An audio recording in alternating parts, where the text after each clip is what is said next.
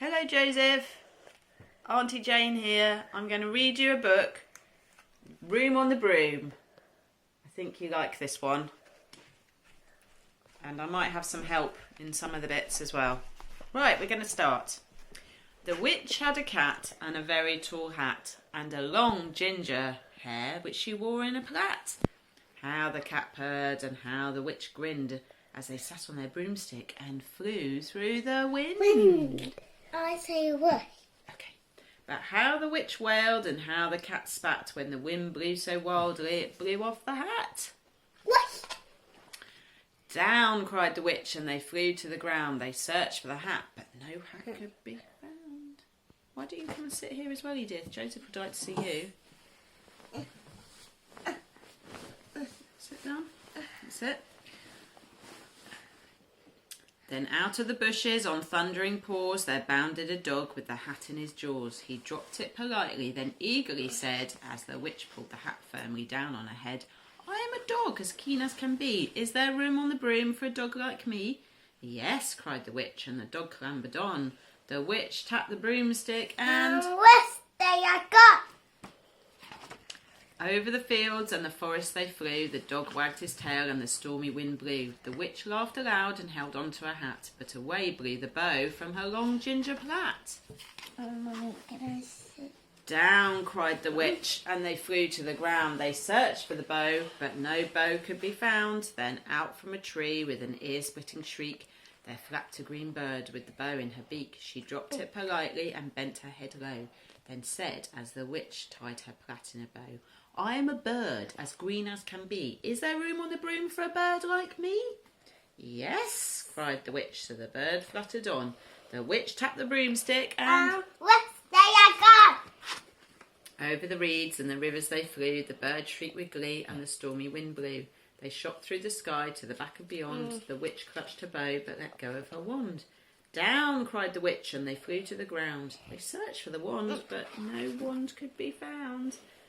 Then all of a sudden from out of a pond leapt a dripping wet frog with a dripping wet wand. He dropped it politely, then said with a croak as the witch dried the wand on a fold of her cloak, "I am a frog as clean as can be. Is there room on the broom for a frog like me?"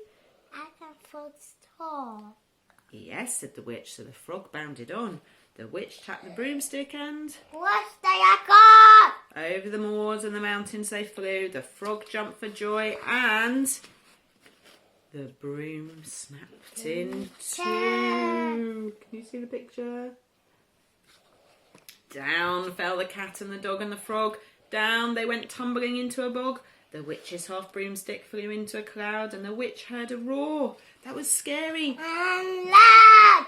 "I am a dragon as mean as can be and I'm planning to have witch and chips for my tea." "No," cried the witch, flying higher and higher. The dragon flew after her, breathing out fire. "Help!" cried the witch, flying down to the ground. She looked all around, but no help could be found.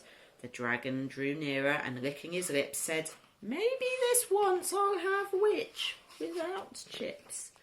But just as he planned to begin on his feast, from out of a ditch rose a horrible beast. It was tall, dark and sticky, and feathered and furred. It had 4 frightful heads. It had wings like a bird. And its terrible voice, when it started to speak, was a yowl and a growl and a croak and a shriek. It dripped and it squelched and it strode from the ditch, and it said to the dragon, "Buzz off, that's my witch." The dragon drew back and he started to shake. "I'm sorry," he spluttered. "I made a mistake. It's nice to have met you, but now I must fly." And he spread out his wings and was off through the sky. Then down flew the bird and down jumped the frog. Down climbed the cat. There it is. "Yeah, and phew," said the dog. "And thank you, oh thank you," the grateful witch cried. "Without you, I'd be in that dragon's inside." Then she filled up her cauldron and said with a grin, "Find something, everyone. Throw something in." So the frog found a lily, the cat found a cone, the bird found a twig, and the dog found a bone. They threw them all in, and the witch stirred them well, and while she was stirring, she muttered a spell. Iggity, ziggity, zaggity, zoom. Then out rose a truly magnificent broom, with seats for the witch and the cat and the dog, a nest for the bird and a shower for the frog. "Yes," cried the witch, and they all clambered on. The witch tapped the broomstick and West they are gone. whoosh! we're going to read you a lovely story called Angelica's Sprocket's Pockets. Angelica Sprocket lives next door. Her overcoat has pockets galore. Wow, look at those pockets. There's a pocket for mice and a pocket for cheese and a pocket for hankies in case anyone feels that they're going to sneeze. Achoo! There's a pocket for all kinds of umbrellas for when it begins to rain. Wow. And another one with swimming costumes and towels for when the sun comes out again.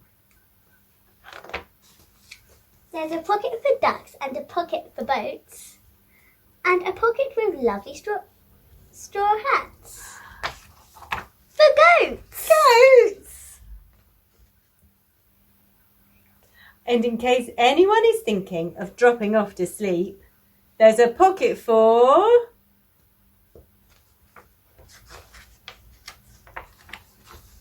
motor horns that go fa-hee, ha, ha, and beep, beep. There's a pocket for skateboards. Just look at those skaters. And another pocket for Alligators. Oh. There's a pocket for ice cream and all kinds of nice things to drink. And there's a pocket for saucepans and frying pans and spoons and forks and cheese graters and The kitchen sink. what? There's a pocket for an elephant, green and pink. Wow. And another pocket for, what do you think? What do you think? There's more and more and more and more. Angelica Sprocket has pockets galore. Hooray! See you soon. Bye. This one is Pass the jam, Jim. one of our favourites. It's really funny.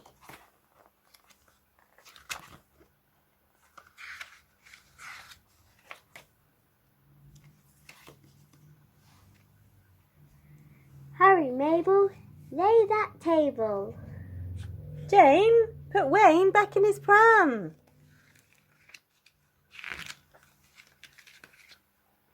Where's the bread, Fred? Bread, I said, Fred. Pass the jam, Jim. Jam, Jim. Jam. Cut the cake, Kate. Pour the tea, Lee. Who wants cheese and who wants ham?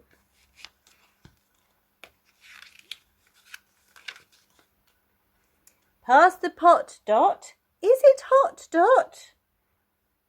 Pass the jam, Jim. Jam, Jim, jam.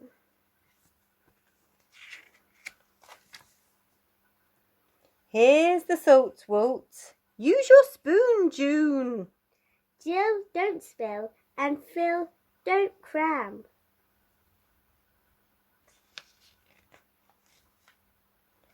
What a mess, Bess. On your dress, Bess. Pass the jam, Jim. Jam, Jim, jam. Drink your juice, Bruce. Slice of pie, Guy. Sip your soup up slowly, Sam.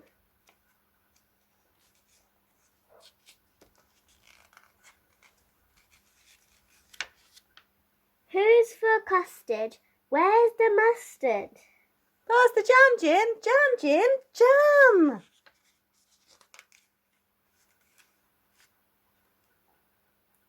Bring the butter, Betty. Boil the kettle, Gretel. Charles wants chips And so does Pam. Yum, yum.